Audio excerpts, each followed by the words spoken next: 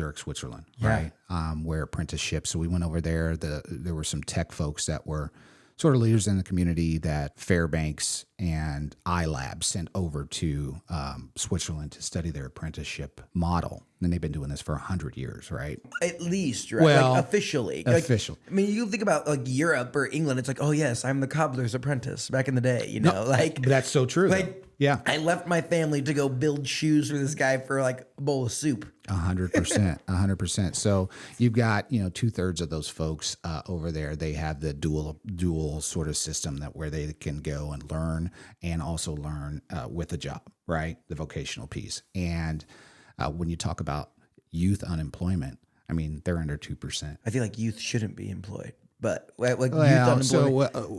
so but that's what's interesting, right? They start at 10th grade. 98% have a job in 10th grade. The program is different for different industry, and we were over there studying tech. The program is about 4 years. Right? Wow. It's 4 years. But what happens is they're getting real live experience with employers, right? And they're That's developing. the point of 10th grade. Yeah. That's wild. Yeah. Where our youth unemployment is over 9%. The other thing about it is when we were there, these apprentices were coming up and they were, speaking to us. I mean, they're like 16, 17 years old. Oh, dude, high school kids in America are scared of adults. It was unbelievable to see some of these.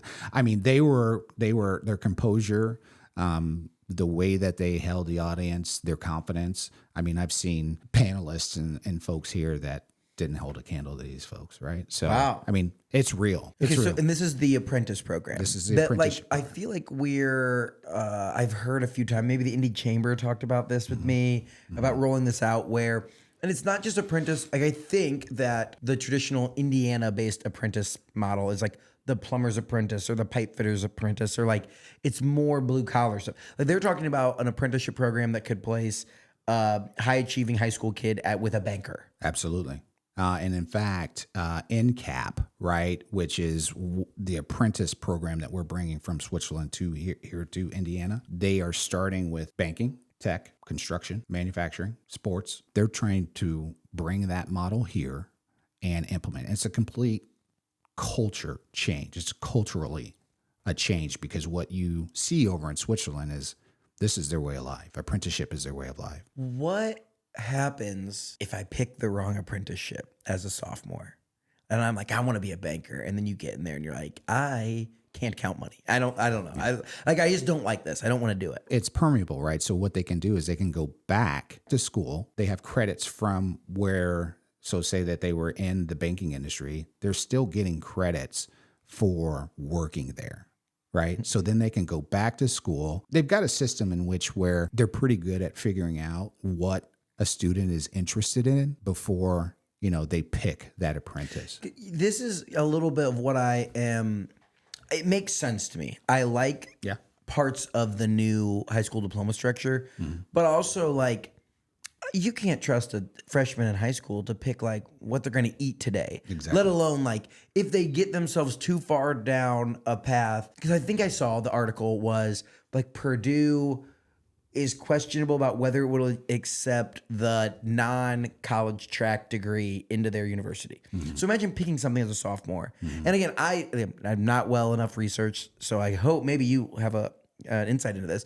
But imagine picking the wrong track. You get to be like a junior, senior, and like you're in a really big pickle because the most prestigious universities won't accept your high school diploma to get in there. Is this a thing that people are worried about? I thought I saw an article about it. Yeah, that's the thing, and that's where this legislation change is making sure that those credits are transferable, right? So that's a big piece of what we are trying to bring here, so that in those particular situations, you have a fallback, right? But when you front load up front, you really want to make sure that you're taking the proper steps, being intentional with these kids to, allow them to job shadow. What they like to call it sniffing over there. That's what they call it. They call it sniffing. They're just sniffing. They're just sniffing around, right? All right. Sniffing out the Respect. opportunity. Doing that front loading piece so that, they can see a day in a life. It's like job shadowing.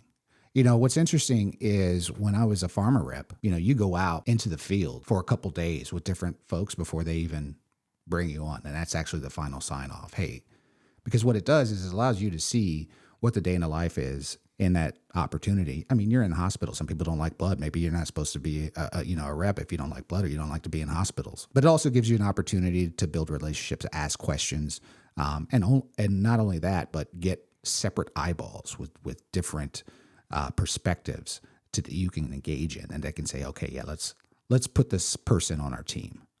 So they do that, very intentional up front, to try to make sure that doesn't happen. But we're dealing with kids, right? So the chances that it will happen, are there.